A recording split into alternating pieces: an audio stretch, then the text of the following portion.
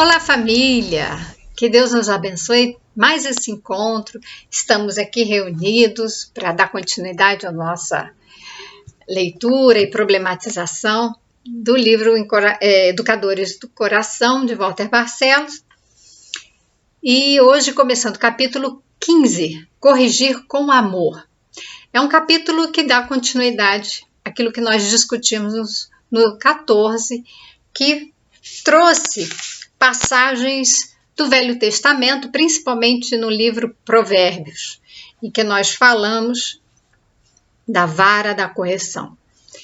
Nesse capítulo, ele continua esse tema da correção, tanto que é corrigir com amor. Já começa bem, porque não é corrigir com a vara, é corrigir com amor. Mas na leitura do capítulo, nós vamos encontrar algumas situações que vamos precisar problematizar. Ele cita Paulo de Tarso. Então começa muito bem, porque todo o trabalho de Paulo na propagação do Evangelho de Jesus, ele que se converteu na estrada de Damasco, porque esteve esse encontro com Cristo, Fala-se de uma visão em que ele até ficou cego, mas que ele foi guiado por Jesus. E aí, nova visão ele teve. Ele passou a ver as coisas de forma diferente. Antes, como perseguidor dos cristãos, ou seja, daqueles seguidores do Cristo que seguiam os ensinamentos, praticavam, viviam o que Jesus ensinou. Então, ele perseguia para ele próprio se tornar esse disseminador das palavras do Cristo, vivenciar o que o Cristo ensinou e ser também perseguido. Ele foi apedrejado, no final preso e morto. Mas tem a passagem dele aqui que é importante. Toda a Escritura é inspirada por Deus e útil para a repreensão, para a correção, para a educação na justiça. Então, ele fala isso na Epístola a Timóteo, capítulo 3, versículo 16. Lembrando sempre que havia um contexto, a gente sempre fala de um lugar, a gente sempre parte de algum conhecimento, parte de um entendimento a respeito da vida, a respeito das leis, porque nós interpretamos. O que nós temos de realidade é sempre uma interpretação a partir das nossas perspectivas, da nossa bagagem. Então, o que está aqui é o entendimento de Paulo, vivendo aquela época e o que era preciso se dizer naquela época, que nos traz hoje o quê? O que foi escrito, o que estava escrito naquela época, não era o Novo Testamento, Ele estava estudando as Escrituras, sim, o que já estavam contando a respeito dos ensinamentos de Jesus, mas não existia ali o que nós temos hoje como o Evangelho, o Novo Testamento. Não era essa forma, Ele estudava as Escrituras e ele tinha a sabedoria, Ele já tinha o contato, o estudo, como um doutor da lei, das Escrituras judaicas.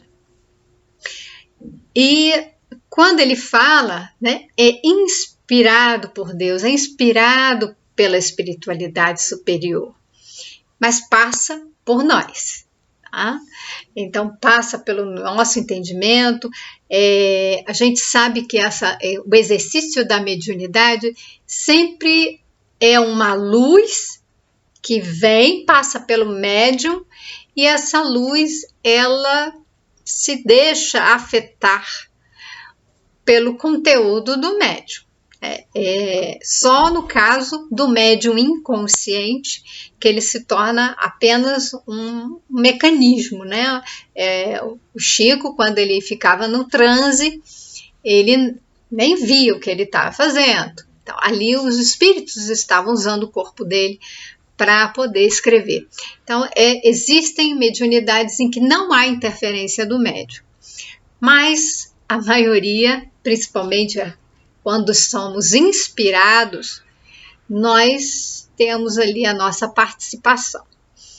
Então, tem que entender que aquilo que foi escrito está presente naquele conteúdo, o contexto daquela época, as crenças, os valores, a cultura, os costumes, mas é válido para que a gente possa conhecer e possa refletir para fazer sentido na nossa vida hoje. E aí ele vai dizer da necessidade que nós temos de, cadê aqui? De cuidar dos nossos filhos, e ele faz uma analogia com um jardineiro que cuida das plantas, como se as crianças fossem plantas. Em algum momento eu já falei que essa comparação, ela tem uma utilidade, senão ele não estaria fazendo, mas ela não é tão boa, tão precisa. Por quê? Bom, porque primeiro nós não somos plantas. O que eu quero dizer com isso? A planta, ela vem com o seu código, seu código espiritual. Ela vem com toda a determinação no seu organismo, naquilo que ela deve ser. Então, ela vai ser aquilo que ela tem que ser. Se eu planto uma semente de laranja, não pode nascer um abacateiro. Só pode nascer um pé de laranja. Ela vai se tornar aquilo que ela veio para ser. E se ela tiver as condições para isso, então a comparação ela é útil nesse sentido. Se nós tivermos as condições para nos desenvolvermos, nós teremos esse impulso natural, porque eu já falei, nós somos seres que nascemos, reencarnamos para seguir um programa de evolução. Nós viemos para cá para evoluir, não é para piorar a nossa condição, não é para cometer crimes, não é para matar, isso não existe. Nós não viemos aqui para infringir as leis divinas, nós viemos para cumpri-las. Então, o que acontece? Quando nós não cumprimos as leis divinas, é o tal pecado, que o pecado significa que é o desvio do caminho. E é onde eu quero chegar hoje, com a nossa conversa, trazendo o conceito de desvio de Montessori. Lembrando que eu vou falar, é só uma pincelada, Eu vou trazer uma pequena reflexão de algo que é muito mais complexo.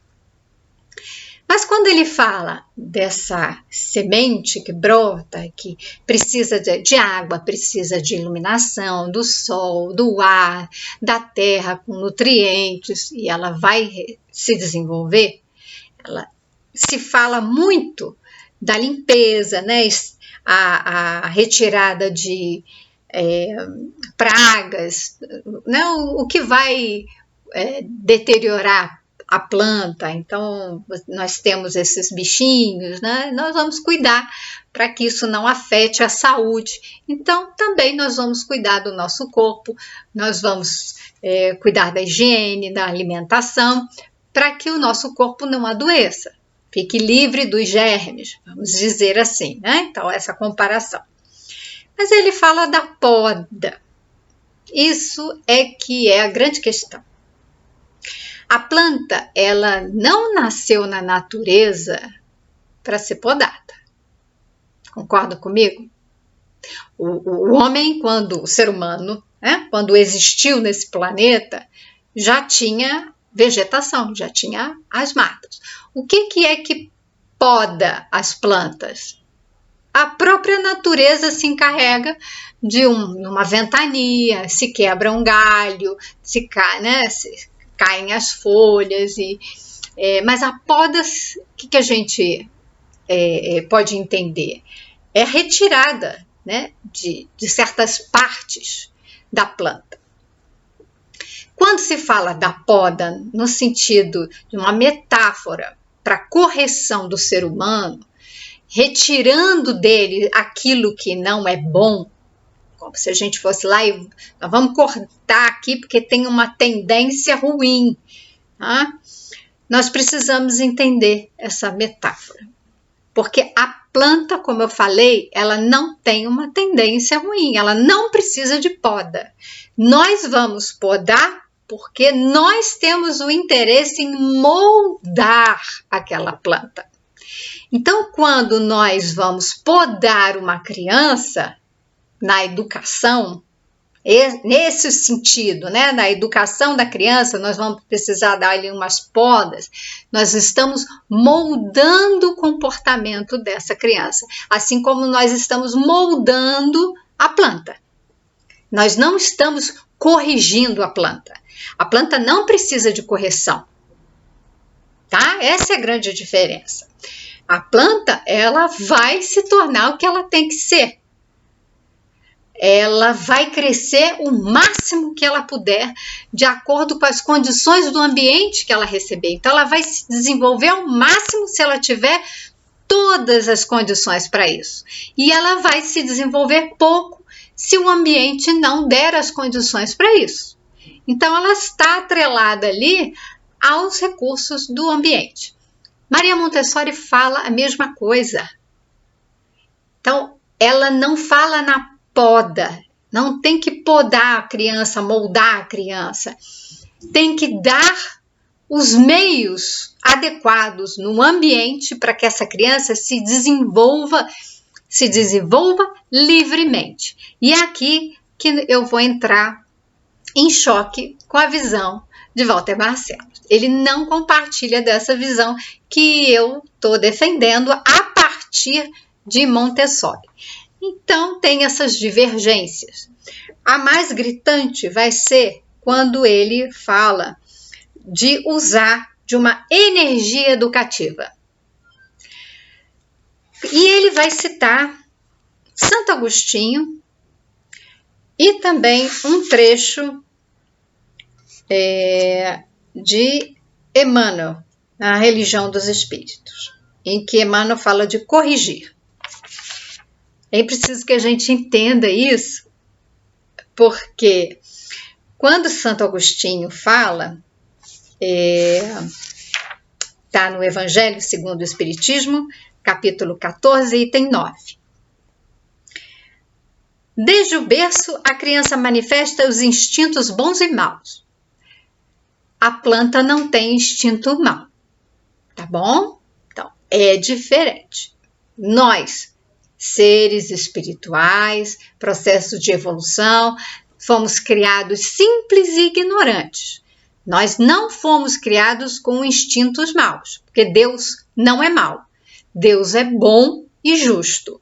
Então, o que ele criou foram seres com propensão ao bem, porque o nosso destino é nos tornarmos seres felizes, perfeitos, angelicais, né? Os seres celestiais, como Jesus, um espírito crístico. Então, não caberia dizer que nós temos uma inclinação má. O mal, e a própria doutrina dos espíritos esclarece, é a ausência do bem, ou seja, é a nossa ignorância. Quando nós não compreendemos o que é o bem, quando nós não compreendemos Deus. Nós já conversamos sobre isso. Então, entender que os nossos instintos, não existe instinto mau. Então, vamos corrigir aqui um pouquinho Santo Agostinho, vamos nos atrever a isso, porque o instinto, como a própria doutrina dos espíritos traz, o instinto, ele não erra.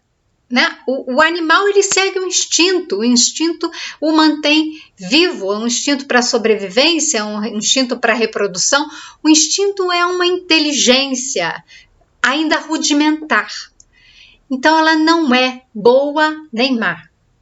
Ela dá esse impulso, ela que coloca os seres, né, tanto, vamos dizer, os animais, mas também vamos colocar as plantas aí, os seres vivos, dá esse impulso na direção do seu bom desenvolvimento. Então, quando ele fala aqui, a gente pode entender Santo Agostinho falando dos instintos maus, são as nossas más inclinações, as nossas tendências a fazer algo que aí ele vai dizer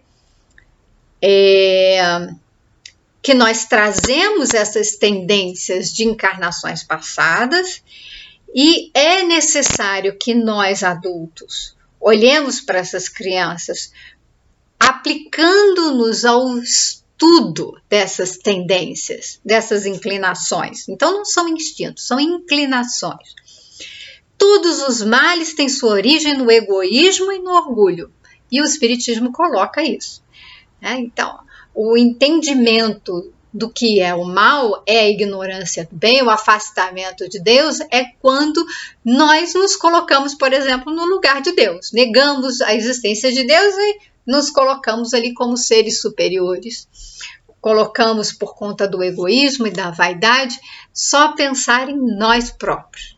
Então, esse é o aspecto.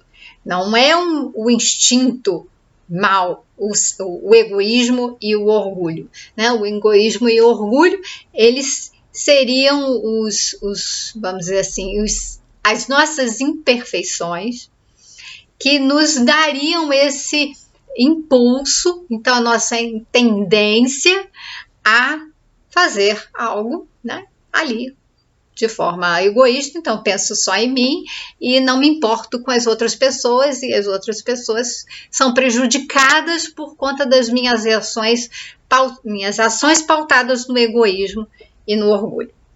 Então, entendendo isso, né, fica mais claro para que a gente não se apegue, é preciso entender, ter cuidado com o uso das palavras. Então, não há em nós um instinto mau. Existe em nós os instintos que nos levam à sobrevivência, o que é algo que é bom. Mas nós temos inclinações por conta do egoísmo e do orgulho de fazermos coisas, né, como eu falei, que vão causar prejuízo. Dito isso, ele fala, espreitai, né, os sinais dos germes dos vícios, dedicai-vos a combatê-los, sem esperar que eles lancem raízes profundas. Então, quando começa a usar aqui essa expressão, né, de usar raiz profunda, os vícios, né, essas nossas tendências se enraizando, ou seja, se aderindo à nossa constituição da personalidade. Então ele fala, fazei como o bom jardineiro, que arranca os brotos daninhos à medida que os vê aparecerem na árvore. Então, quando ele fala do jardineiro aqui, o jardineiro ele está arrancando os brotos daninhos, aquilo que vem sufocar a árvore. Ele vem retirar dali o que está no meio ambiente. Ele não está dizendo o jardineiro que poda a árvore. Ele está dizendo dos elementos que prejudicam o desenvolvimento da árvore. Então, nós precisamos sim, como um bom jardineiro, cuidar do ambiente em que essa criança vive. Oferecer para ela todos os recursos para o bom desenvolvimento.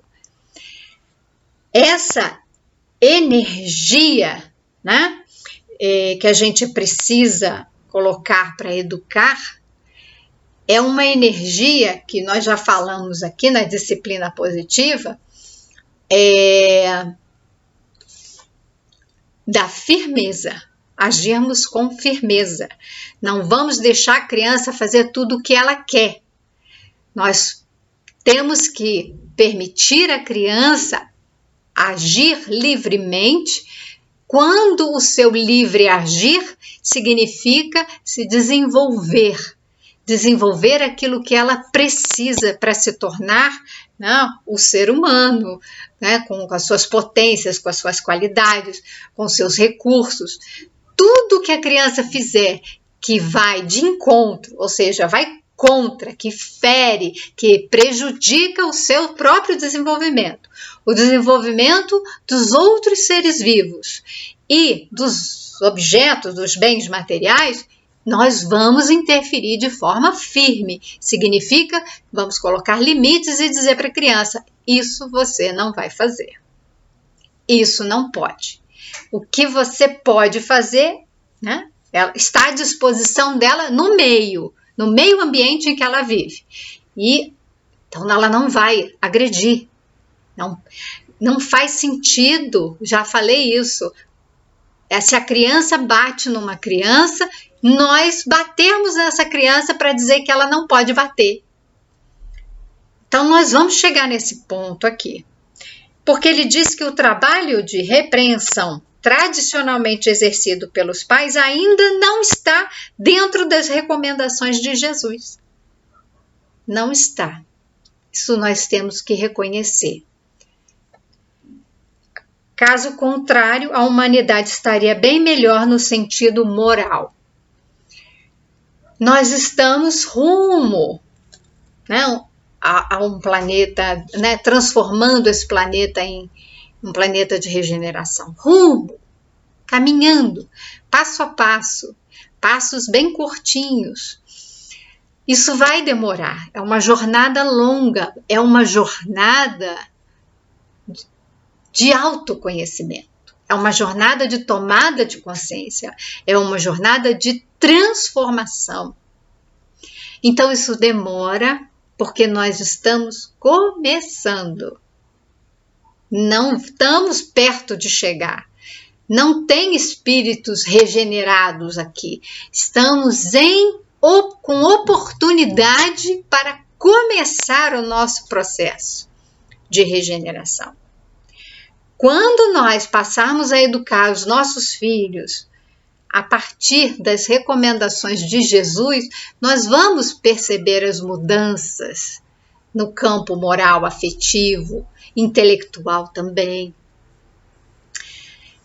E aí ele fala que nós estamos ainda, né, longe das recomendações de Jesus na educação, porque nós usamos da cólera, da brutalidade, do nosso nervosismo, das nossas imprecações, pancadarias, castigos, exigências, proibições, mentiras, discussões. Nós fazemos isso. Nós mentimos dizendo e queremos que a criança diga a verdade. Nós discutimos, nós falamos alto, nós gritamos com os nossos filhos, nós humilhamos, nós exigimos dele, né, dessas crianças, dos jovens, aquilo que nós ainda não somos capazes de fazer e dar o exemplo. Então, nós exigimos perfeição muitas vezes. Exigimos que eles sejam uma réplica nossa. Queremos que eles pensem como a gente. E os filhos, eles são outros espíritos. Eles pensam diferente e vieram para cá para contribuir de acordo com as potencialidades, as capacidades individuais. Todos nós estamos aqui para contribuir. Se nós não contribuímos, aí é outra história. Aí cada um vai ter que se resolver com o divino. Então vamos ter que prestar contas com Deus, não é prestar conta com os outros. É claro que quando nós, foi o que eu falei, não podemos nos prejudicar, não podemos prejudicar o outro ser vivo, seja planta, animal, seja outro ser humano. Não podemos depredar o meio ambiente. Então, se nós não podemos fazer essas três coisas, nós vamos responder por aquilo que nós fizemos sempre. causa e efeito. Tudo que nós fazemos tem consequência. Tudo que nós plantamos, nós vamos colher. Essa é a lei. Então, a gente deve cuidar para não danificar, não prejudicar o nosso desenvolvimento e o desenvolvimento do planeta, o desenvolvimento dos outros seres vivos. Quando nós fazemos isso, nós responderemos. Por isso, também requerendo a nossa educação. Porque essa é a lei de Deus, né? A lei do amor é uma lei de um amor que educa. Então não é pela raiva que educa, não é pela brutalidade, não é estando nervoso, gritando, exigindo. Só que aí ele vai entrar em contradição, porque esse é o ponto de discordância. O Walter Barcelos fala das palmadas e ele defende o uso da palmada quando moderada e equilibrada. Eu vou perguntar, existe isso? Tanto não existe que no Brasil tem a lei da palmada. É uma alteração do Estatuto da Criança e Adolescente, que é a Lei 8.069 de 1990.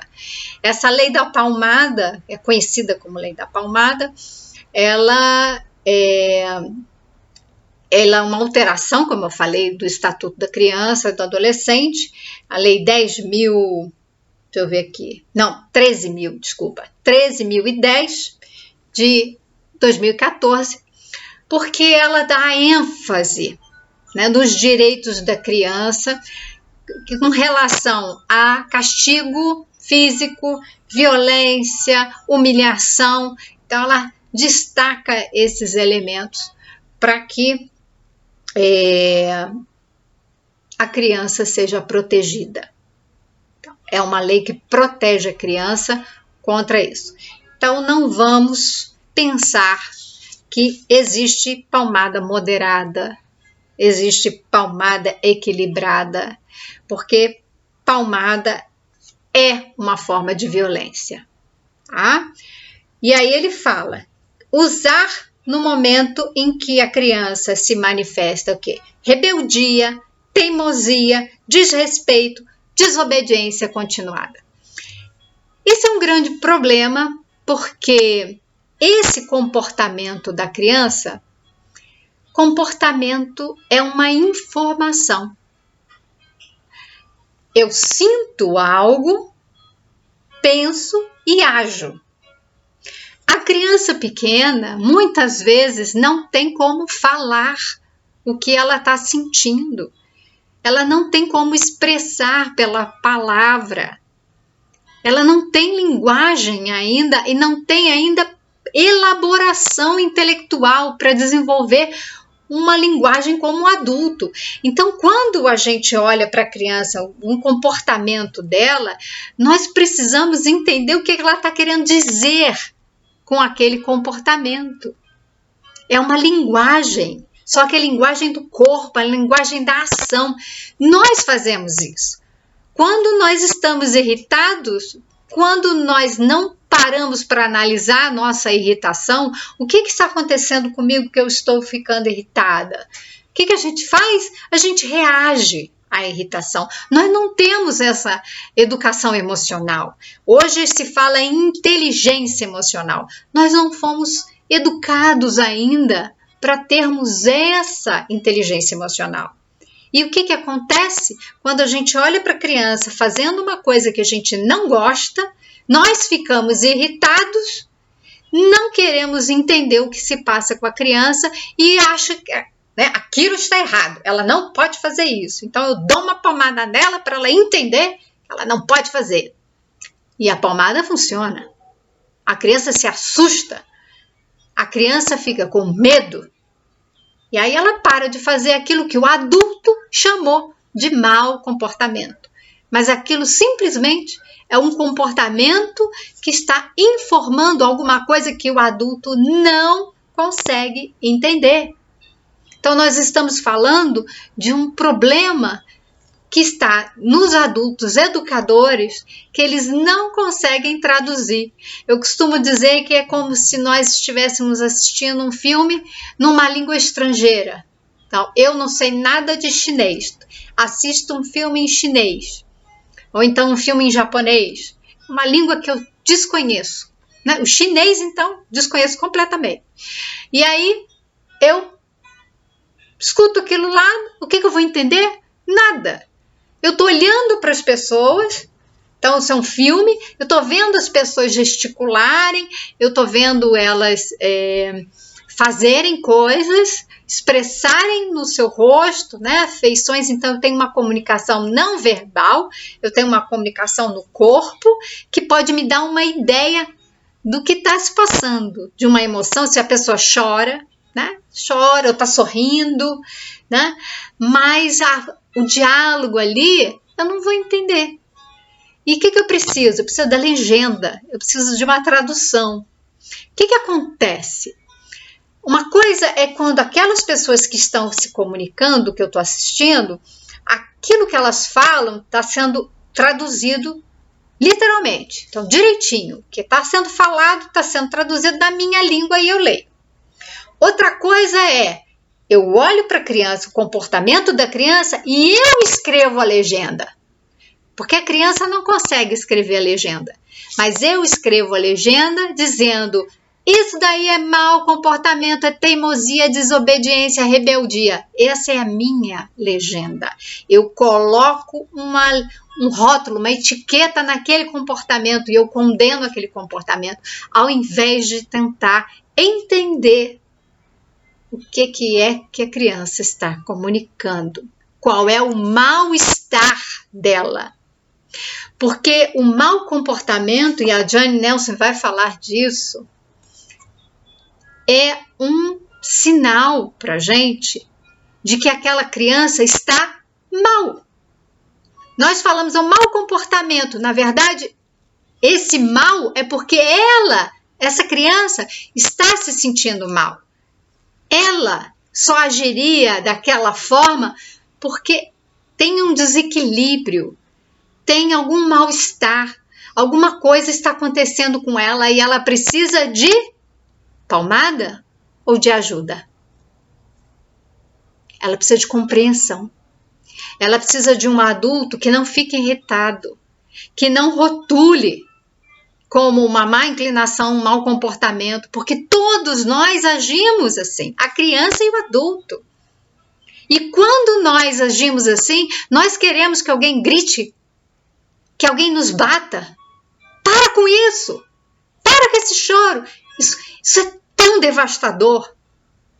Se a gente se colocar no lugar da criança e olhar aquela cara do adulto, olhando, né? Franzindo a cara, mostrando os dentes, e a mão, o punho. Para com isso! Essa fúria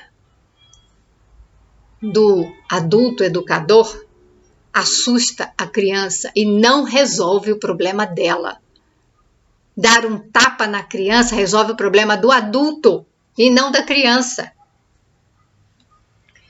Então, essa energia da educação, que ele coloca bem o termo. Por quê? Porque Emmanuel vai falar disso. Emmanuel não fala de palmada. O amor, que ele fala. Para educar, não prescinde da energia. Então, não confunda energia com palmada. Pelo amor de Deus, a energia é a firmeza de dizer para a criança, não pode fazer isso. Mas ter o amor e a ternura, ele fala, a ternura. E Jane Nelson fala da firmeza com a gentileza. Essa senhora, hoje já idosa, que escreveu esse e vários outros que se desdobraram na disciplina positiva de bebês de 0 a 3, depois em adolescentes e outros tantos,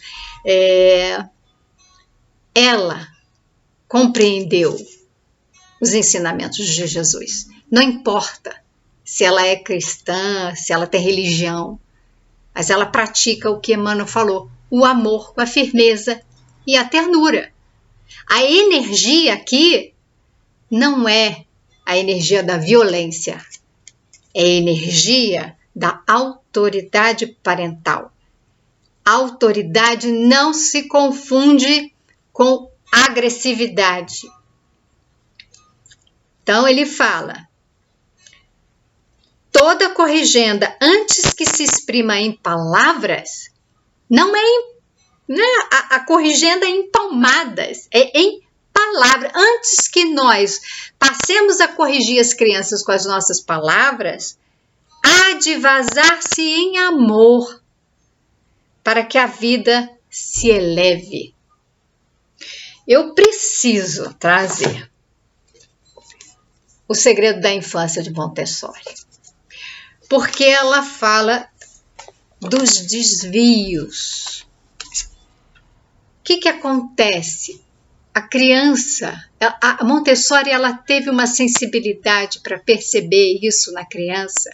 Ela observou a criança, observou num ambiente preparado e na liberdade da criança, diferentemente de outros educadores e psicólogos, como Piaget, que olharam a criança em ambientes não de liberdade de expressão, em ambientes mais controlados. Então, a criança num ambiente controlado, ela age de determinada forma. E a criança num ambiente de maior liberdade, ela age de outra. Maria Montessori teve essa sensibilidade de perceber que a criança deixada livre, ela segue o seu curso natural como as plantas. Ela vai se tornar aquilo que ela veio para ser, que é uma pessoa em processo, um espírito em processo de evolução. Não vai se desviar, não vai desviar o curso. O desvio do curso é quando nós interferimos por conta do nosso desconhecimento. E ela diz nesse capítulo 33 das barreiras: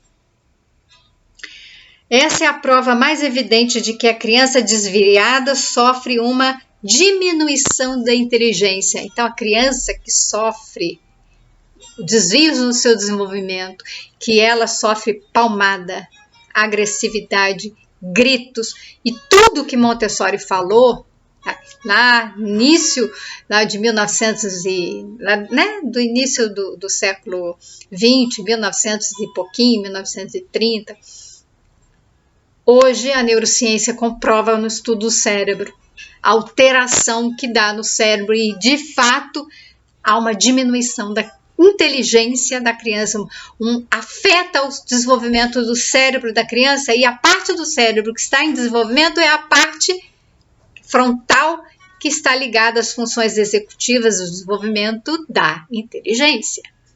Ela percebeu isso. Então, o que mais ela fala aqui?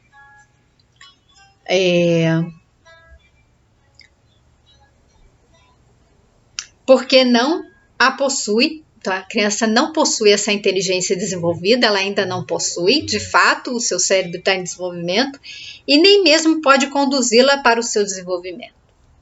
Isso pode repetir-se não apenas nos casos em que a inteligência foge para o mundo das ilusões, mas também em tantos outros casos em que, ao contrário, a inteligência é mais ou menos reprimida e extinta no desencorajamento, em que, na verdade, em vez de fugir para fora, tranca-se no interior.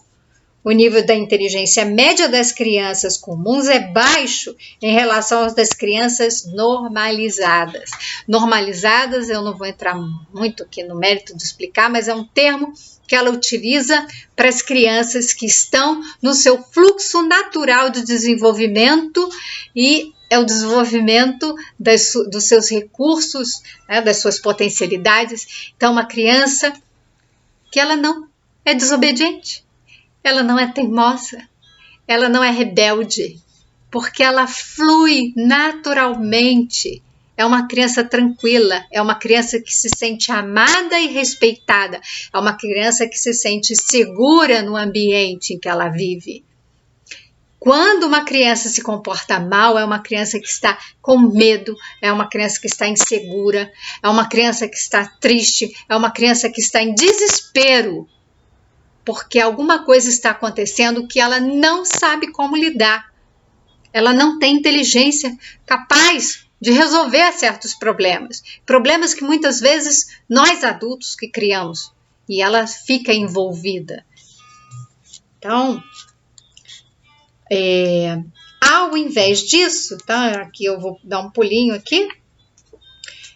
Usa-se da agressividade direta, seja no ensinamento intelectual como na correção da desordem.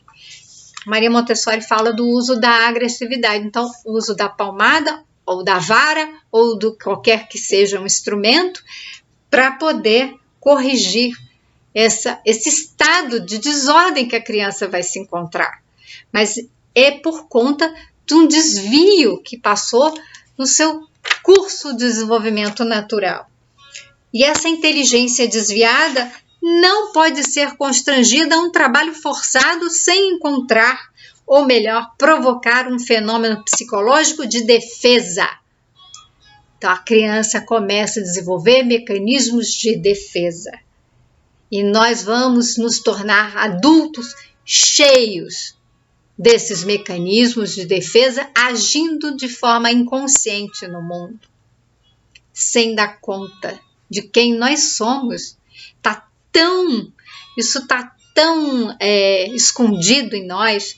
Nós começamos a jogar as nossas emoções de lado, a gente não pode entrar em contato com as nossas emoções, valorizar o aspecto intelectual. A nossa sociedade só valoriza a inteligência. Então você tem que ser inteligente, tem que tirar nota alta, você tem que passar no concurso, tem que passar no vestibular, tem que passar, você tem que ter sucesso, você tem que ter bons resultados. Essa é a visão de uma sociedade capitalista que ela reforça a competição. Então a gente tem que ser melhor para eu ter a melhor função, melhor emprego, melhor salário, melhor para quê? Para comprar. Para comprar a melhor casa, o melhor carro, as melhores coisas, as melhores comidas. E a gente está aqui para se esgotar em ser o melhor no trabalho, para ter o melhor salário, para comprar as melhores coisas. É para isso que nós viemos? Ou é para nós nos tornarmos melhores seres humanos? Sermos bons, sermos justos, sermos generosos. Não há espaço para isso numa sociedade de competição, em que eu tenho que ser melhor que todo mundo. Eu estou exacerbando aquilo que eu tenho que combater. Eu estou exacerbando no adulto o seu egoísmo. Que ele tem que pensar em si, porque ele tem que ser melhor que todo mundo, para ele conseguir tudo que ele dizem para ele que ele deve querer, né? Não é o que ele quer, mas ele foi ensinado, educado a querer os bens materiais. Então, isso nós precisamos refletir. Maria Montessori fala dessas barreiras. Nós criamos barreiras psíquicas, e essas barreiras são muros emocionais duros de derrubar. Nós nos tornamos ali aprisionados de uma forma emocional, psíquica, e isso porque nós não fomos capazes de entender os processos de desenvolvimento da criança e deixar que ela percorra esse trajeto natural do comando divino que está dentro de cada um de nós. A criança chega e ela é recebida por um adulto que não está preparado, num ambiente que não é preparado. É o melhor que a gente pode fazer? Às vezes sim, mas às vezes não. Às vezes somos nós adultos que precisamos nos curar dessas feridas, dessas barreiras, dessas defesas, mas nós não fazemos isso conosco, nós não nos cuidamos, nós não nos conhecemos, nós não nos permitimos a esse processo de cura, de transformação, e acabamos podando e modelando as crianças segundo o que nós queremos, segundo as nossas próprias marcas, nossas próprias feridas. Isso é muito sério, muito profundo. O que eu falo aqui é só uma provocação, uma reflexão. O canal é Reflexão Espírita do Dia. É uma reflexão que eu trago, não é a resposta para tudo, mas é um alerta para as nossas necessidades de nos cuidarmos. Se temos dificuldades, precisamos fazer psicoterapia, precisamos encontrar nossos processos de autoconhecimento e de cura interior, para que não levemos as nossas feridas para diante, ferindo outras pessoas.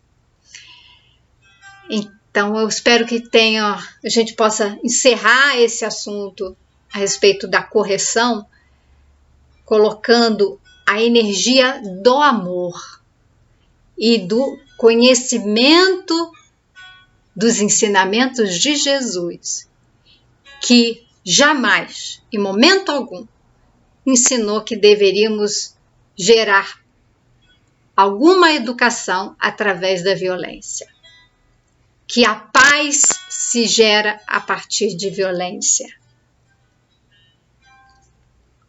É o amor que gera o amor. É a gentileza que gera a gentileza. É a bondade que gera a bondade no mundo.